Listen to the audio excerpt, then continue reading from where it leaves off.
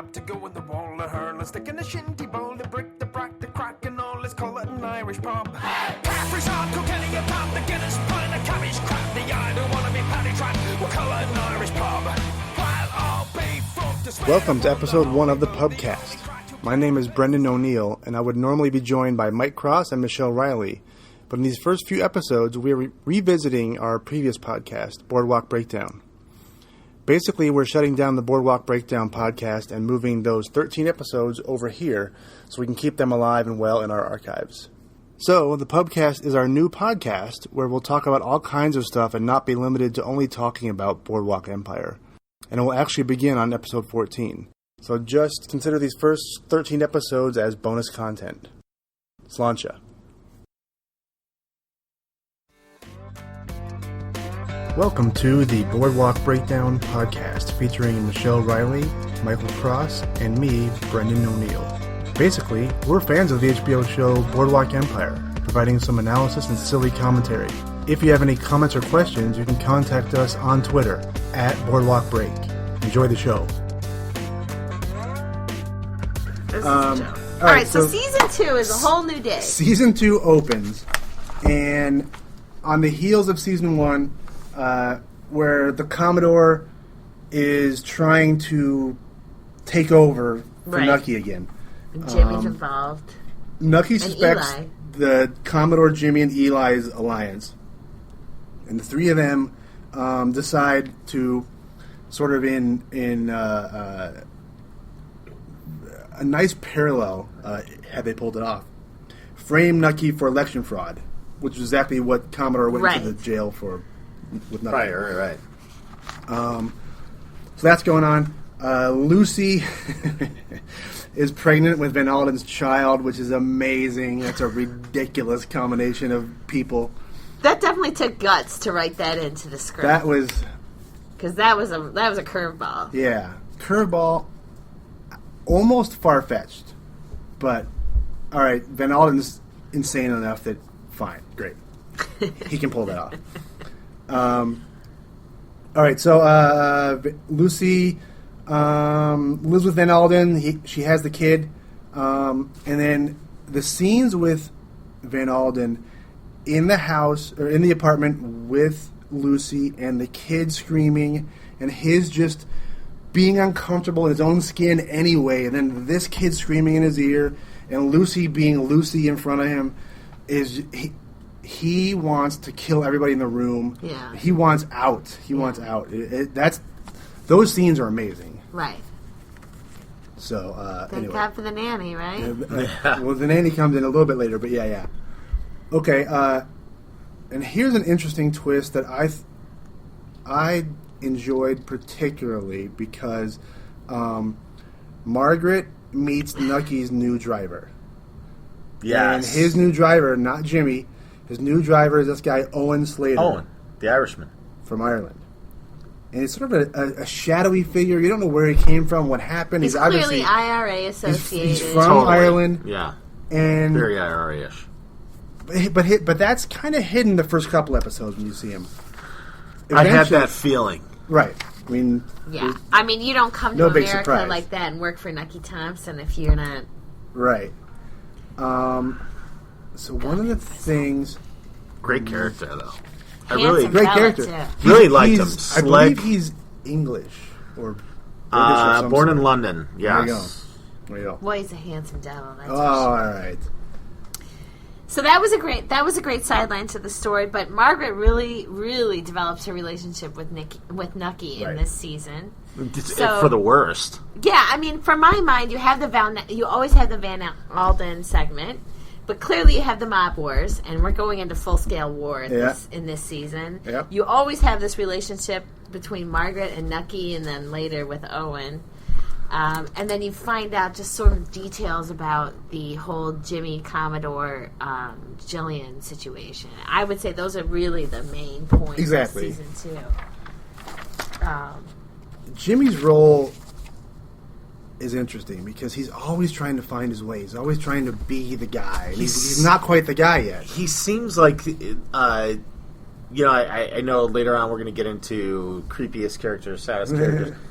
He's the most lost person on the show. Clearly. He might be the saddest character. He definitely is in the running for saddest character because he's a guy who, he comes back from the war. He's obviously put forth a heroic effort of some sort there. Right. And now he comes back, he's nothing, and he absolutely cannot find his way. And he's doing things that are clearly going to be his undoing. Yeah. And as you're watching them, you know that this is coming eventually. Yeah. And it's almost...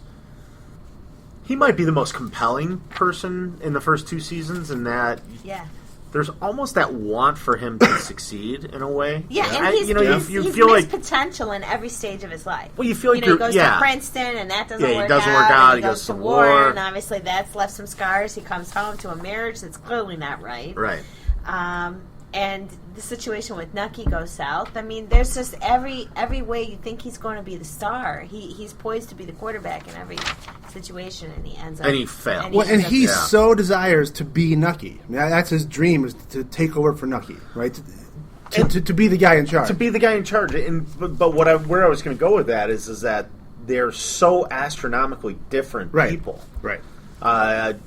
Jimmy's fundamentally good. Right. Jimmy is fundamentally good, and his rule He's in that is Margaret role almost. And his rule is going to be with the fist, right? Where Nucky is fundamentally flawed, and his rule is with the pen, right? Or with the brain, exactly. right? He rules by authority, not by muscle. Nucky's naturally corrupt. He has to make an effort to be the politician. Exactly. Jimmy's naturally a regular guy, has to make an effort to become the gangster. Yes, so and he never quite makes it. Is he more of the... Is he the character in the show that we should be looking at this point as the one who might have some redeeming character? Absolutely. I mean, I think that's the way they positioned him from day one, is that is...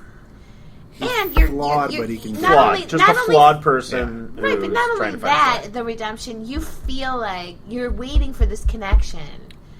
You're watching the show and you're going, well, Nucky sure is awful, but gosh, if he can forge this relationship with Jimmy, his father-son connection, and he can make good on this, there's going to be redemption there too.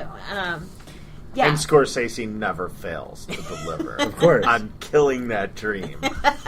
So it's like the end of Casino when people are being shoveled into a cornfield in Northwest Indiana. Exactly. It's like you knew this was coming. You were hoping it would end differently, but you knew it was going to happen, right? Yeah. So in Jimmy's effort to become effectively Nucky, to become a big shot, he makes allies with guys like Rothstein. We are introduced to Manny Horowitz from Philly. Philly's from? Yeah. Right? One of my all-time favorite the Butcher? Minor characters. Was he the Butcher? He was the Butcher. Played by William Forsythe. Amazing. An amazing actor who is, I have to interject that this is one of the complete psychos of the acting world. Yeah. He always plays a complete He is a psychopath. He's got something in the eye. He's never played a regular guy. He has never once played a straight man.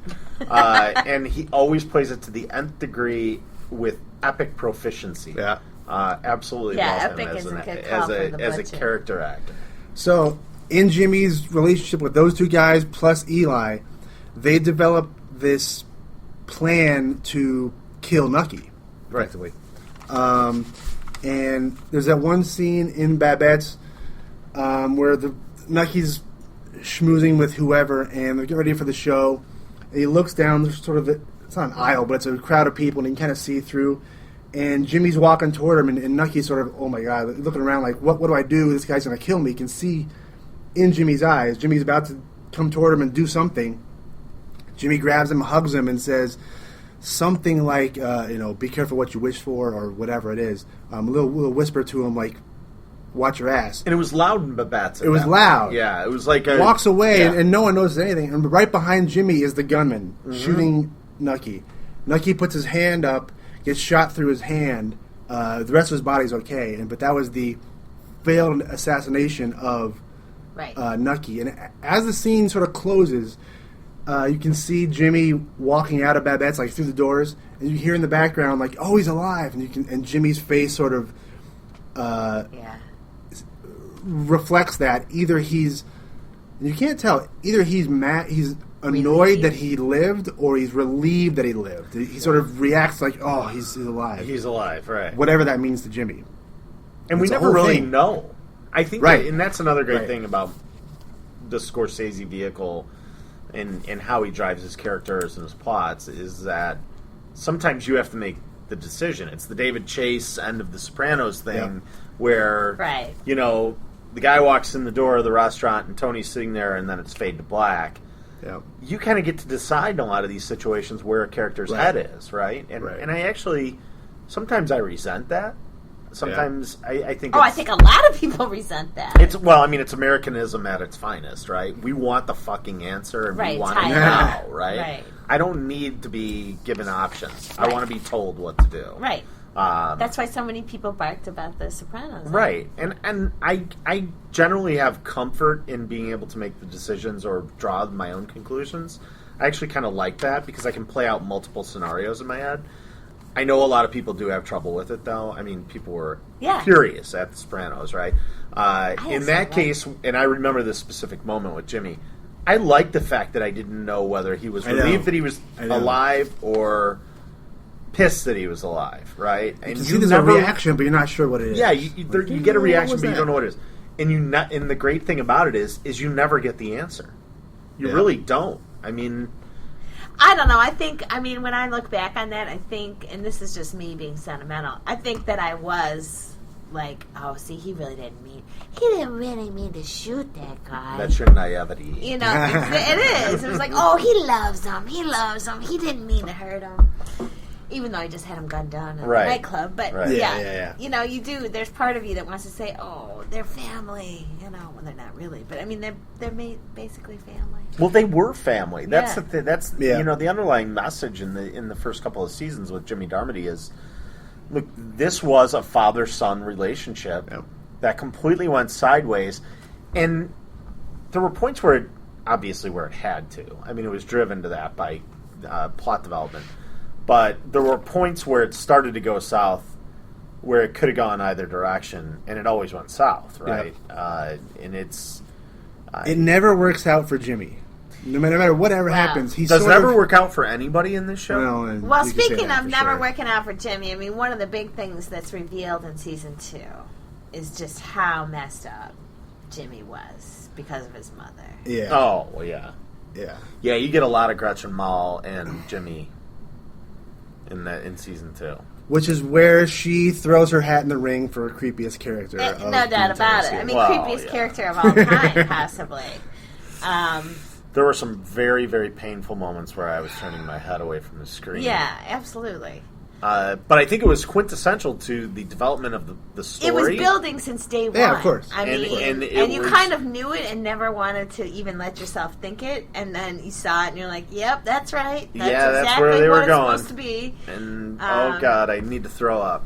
All right, so Yeah. for our listeners, we'll just say, in the clinical sense, there's a scene where Jimmy's mother, who really cares for him, decides that she must be with Jimmy in a sexual way, and he is not really of his right mind when this happens, and that allows it to go forward. And it obviously devastates him for the rest of his life. There's a lot of flashback in this season to sort of Jimmy's life before the war and how he got involved in the war. And he was a golden child. Right, he was the golden child, and Jillian's advances on Jimmy effectively forced Jimmy to go in the war to get away from all this bullshit. Right, exactly. I mean, he had an opportunity to work Yep. to be at Princeton. I mean, that did get a little messed up, but he was, and I think that's one of the reasons why Nucky did have this underlying feeling of disdain for James, because he did have a father-son relationship with him, and he did think, you know, like you see so many gangster movies, you know, I'm going to do this shit, but my next generation's going to be straight, right? It's Right, classic right. Al Pacino, right? And Godfather. Totally. Godfather. It's Godfather. It's all of it, Map. right? And so I'll be the monster. And I think Nucky thought, you know what? I know this whole thing is insane, and the Commodore is what it is, but this kid's going to Princeton. We're going to be legit. I'm going to be legit myself. And when Jimmy didn't didn't follow through on that, I think Nucky was pissed and let down. The history books are filled with that stuff. I mean, Right. Yeah, I think resentful as hell in that situation. Fathers, the only goal of the father is to make the son or the daughter better than you were. And, Right, in terms of your so often was that the American doesn't dream? happen. Right. Right. I mean, right. Or it was. I mean, But I mean, people justify a lot of behavior in the name of providing, or whatever word you want to use. Yeah. without question. I'm happy to take the blame as long as you don't. Right. So in that time, after Nucky is shot, Jimmy for a little while is the short-lived successor to Nucky. He's got his. It doesn't last long. It's minutes. Yeah, I think, it's in the totally grand minutes. scheme, yeah. He's taken meetings in the old Commodore's right. estate, What a big beautiful estate, house too. Isn't which that they talk gorgeous? about that in the DVDs actually. Now if you see the shots that are actually in that giant room with the awesome coffered ceilings and the whole it's Beautiful. elaborate. Is it CGI? When they're actually in the room, it's a real place like in New Jersey or somewhere. When they're in the physical room, the real place, none of them are smoking because they're not allowed to because of the historical aspects. So it's all of CGI. whatever. They're not even allowed to do it. When you see them smoking in a room similar to that, it's not that. It's room. on a sound It's different stage. room. Yeah, it's on a sound stage. Oh, I'm Like, it's a surprised they whole don't thing. just fake it and then put the smoke CGI in They there. didn't go that far. It's like there's a couple scenes where the director's like, if they were having this meeting in that room, really, they'd all be smoking. But we couldn't do it because of Interesting. the regulations and whatever. So anyway, Jimmy's the guy in Atlantic City for about 4.5 minutes, and then he is effectively taken down. Manny Horowitz, Manny, yeah. our favorite butcher, kills Jimmy's wife, and let's not get into there's any number of endless plot points here, but here are the highlights. Jimmy's wife is killed by the butcher. Van Alden Savagely. flees his existing relationship to go to Cicero. I mean, to get away from Lucy, and he brings the kid, and it's a whole thing. And the nanny. And the nanny, He starts a new life in the Chicago. crazy Cicero. Who doesn't go to Cicero for course. redemption? the crazy Exactly. Swedish nanny. I mean, seriously. Blocks from Al Capone. Betty Lauren Maltese has Yeah. been there blessing people since 1952. That's right. So That's another podcast. it's a whole the Betty Lauren Maltese That's a different one. podcast. I like that. Nucky marries Margaret eventually, so she can't testify him in any of his. Yeah, talk about a Illegal- pragmatic move. Right. I know what I'll do. I'll marry her, and then Let's she see. can't bring me down in In court. And of course, she counters with the perfect balance, which is fine. You want to make me wife? Looks like the Catholic Church is getting a few acres. Yeah. Few So thousand. she gives them basically everything he's been working for these past few years is this big This land road, grab, the land grab for the road. so that in his relationship with the presidential election to try and get all that money and everything set up for the highway to go into Atlantic City. He's been working on that for years. It's about to happen or close Right. to it, and Boom. Here comes the Margaret rug. gives it for free, of course, to charity, the Catholic Church, for that Margaret is But- loosely associated with. Loose. And we might also just say that is true, but she really does go through this crisis when her son is sick, and she feels that she is being punished. And so, what does she do? She uses Nucky's chips to pay her debt, and she gives the land away. I almost don't like. I really don't like to talk about the kid portion of this I because know it's a so heartbreaker. upsetting I know. to have Two sons or kids. Well, I mean, we all have kids, and to imagine them seeing or experiencing any of this sort of ridiculous insanity and violence and whatever else, I have a problem with it. Well, them being used as pawns. is when a they're big problem, on screen, too. I'm like, oh, I don't Yeah, I don't feel like this at all. uncomfortable. I don't like. I it at want all. this world to be full of Yeah. adults and Right. no kids, right? Right. I mean, this is probably a time in the world Wow. when being a kid was probably not as grand as it's Right. been in any other time, right? Oh, please, Michael. I mean, kids I don't know. today, are you kidding me? These Well, they kids have are it all. running the world Yeah. right now. I Right. mean, I mean, it was probably a Before difficult this, it time was to be as a bad, but- probably a difficult time to be a kid. They were looked course. at as afterthoughts, also rans. Not necessary. It was sort of an in-between time. I mean, it wasn't... Yeah. It wasn't the 1850s. I mean, Where you but needed them and for it the wasn't farms. 1950s. It wasn't the 1950s where it was Leave It to Beaver. It was It was this tricky little Right. like window where I think everything was askew at that point. Yeah. It was... So, and then that sets up Not some great fodder for season 3. So, we kind of know how things end with where things everyone. stand with Eli, who we really haven't devoted much attention to. But Eli, Commodore unfortunately passes away because why? His maid has been poisoning Yeah, it, so his maid has been poisoning it. which I thought was hilarious. I really thought that was hilarious. Jimmy finds out, right? And then he sort of Rolls.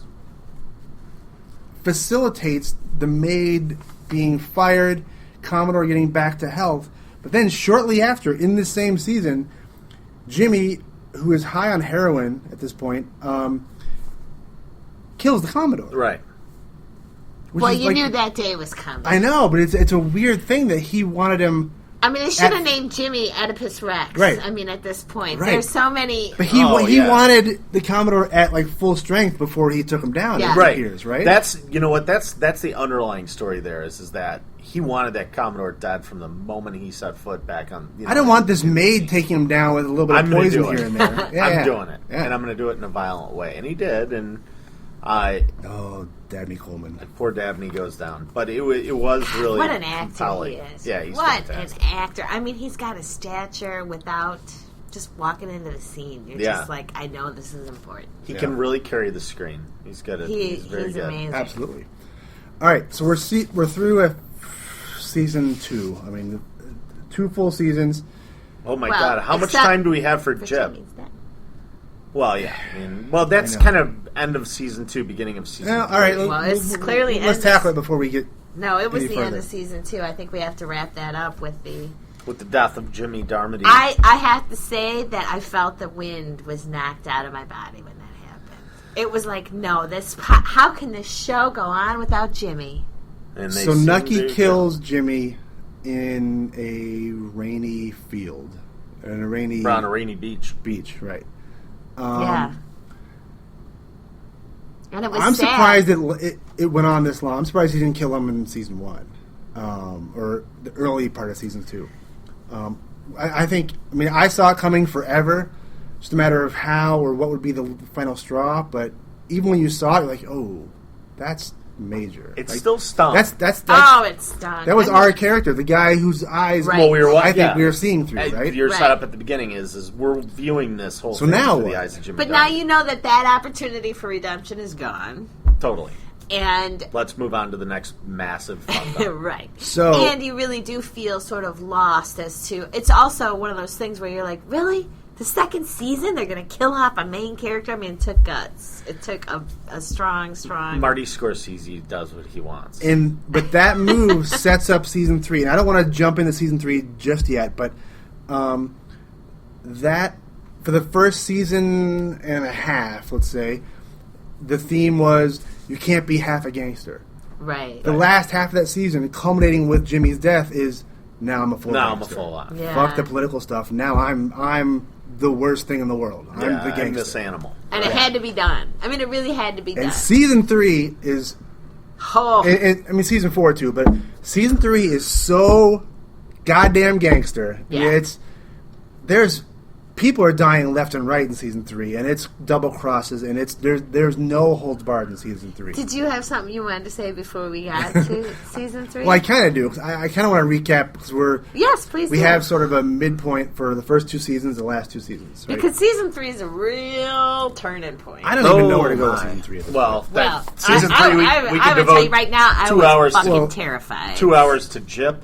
season 3 Exactly. is Jip. That's the I whole mean, thing. Jip is. I mean, I would literally Yeah. get anxiety watching him. Yeah. So, if we're marking our scorecards through the first 2 seasons, creepiest character, I'm going well, I want to go Van Alden because I think he is. I think that's the obvious choice. Scariest and creepiest. But I gotta go. But at the end of that last couple episodes, where Jillian, you see how Jillian fucked up Jimmy and how she is fucked up. I think she's creepiest. I think she's creepiest. She is the most twisted character in the show. Right. I mean, I think that I do think they're trying. They're trying with Richard, but that's benign at this He's point. not creepy. He's not just a creepy guy. at all. Yeah. I mean, no, but he He's a vet. he was introduced to intimidate in that regard, and then Van Alden for sure. I mean, the flogging. I mean, come on. It's almost like he's weird. creepy early, she's creepy late, and because she's the most recent thing I can think of, maybe the most severe. Yeah, but her wins. thing just builds. Right, I mean, right. she is Right. truly. I mean, Delusional? oh, she's all of Beyond that. delusional. You have to admire her poise. Oh my God, the woman. I will say for me, and when I looked at where we're going with the outline on this, I was thinking, give me a saddest character and give me a creepiest character. I think creepiest, I'm going to go with Arnold Rothstein in a very particular role of a historical character. I like because it, he's Michael. just a strange, kind of gives See, you I a would wrong go- feeling. I would- I like that. I'd Michael. characterize him differently. I would say he's the scariest one. He Because might- he is cold, calculated. Right. I don't know what's happening behind his eyes. No, but I'm waiting for that something's going to crumble with him. But anyway. No, but because he's a Right. historical character, nothing. Sure. It's going to play. It's Right, going to it's play gonna play out the way we it know it's gonna played play out, exactly, right? Exactly. So that kind of is what it is. Saddest character, I would go with Jillian. Yeah. Right? I mean, You're right. It Because in really- a way, she's a product. I think She's so. she's a product of her environment. She's been broken since she was probably 10, right? And everything in her life has been surrounded by negativity. Yeah.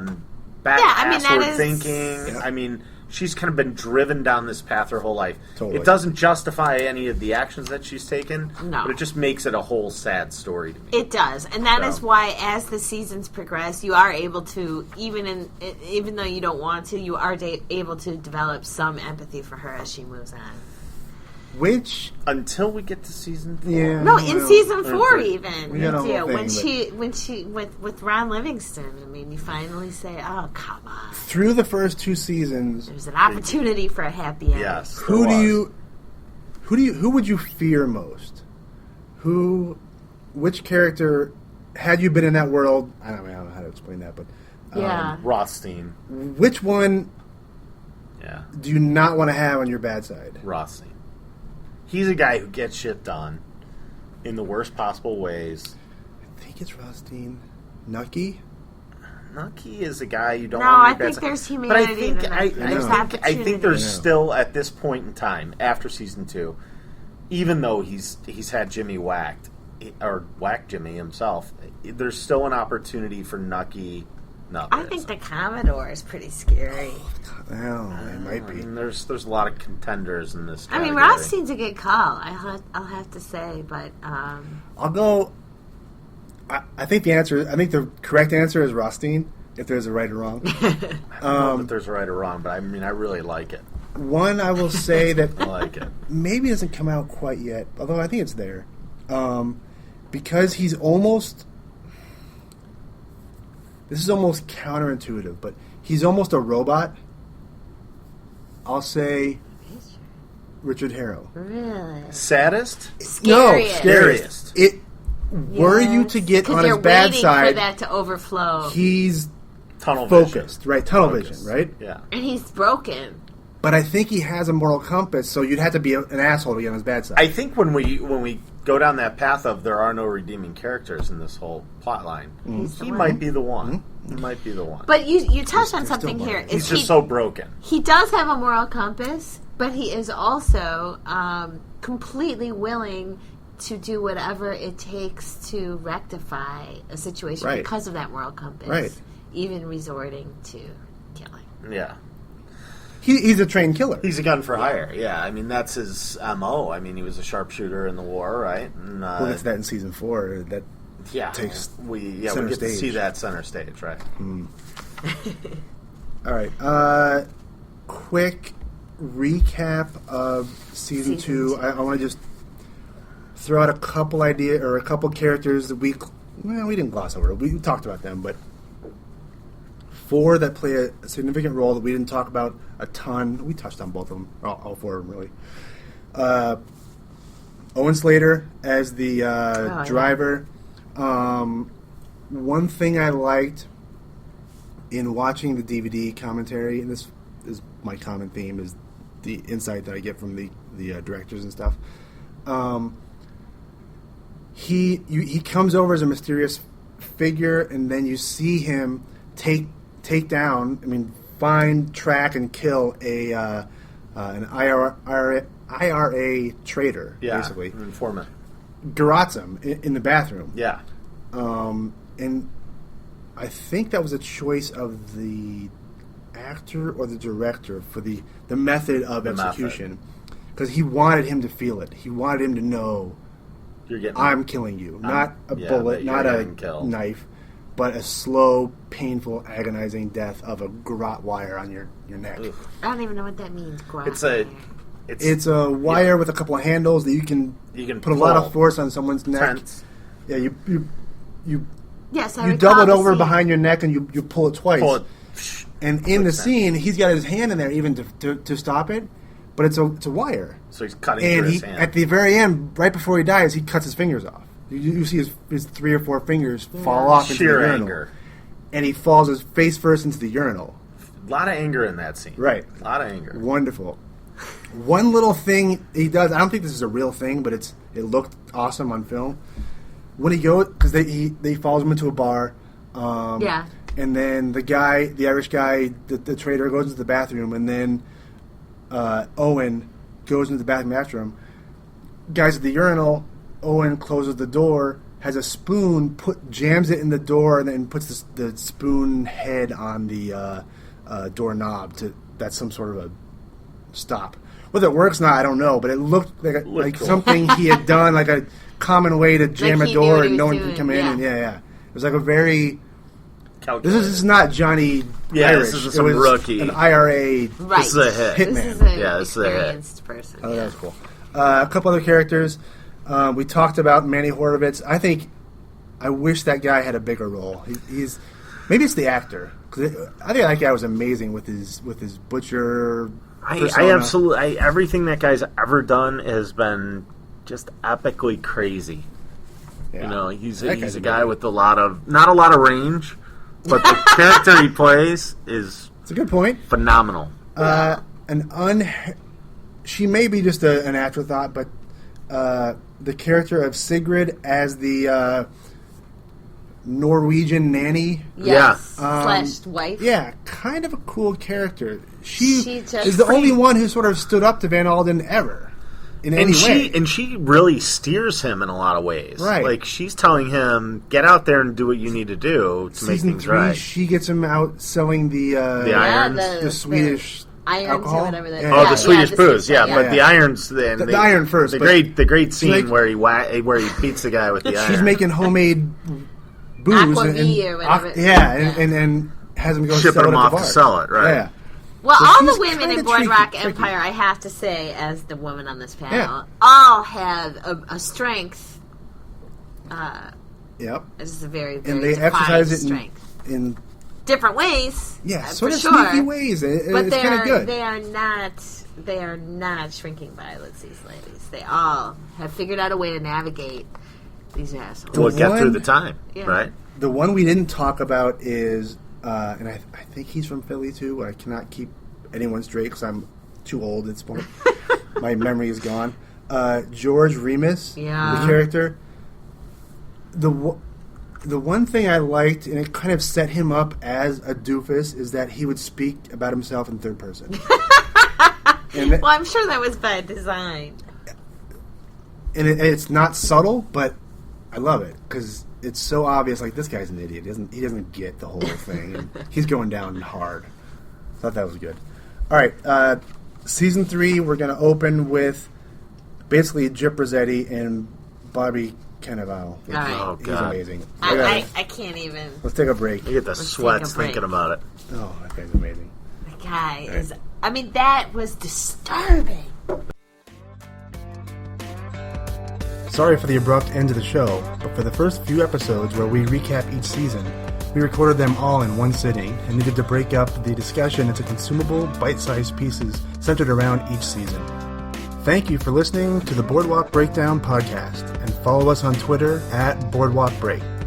Future episodes of this podcast will focus on a single episode of Boardwalk Empire.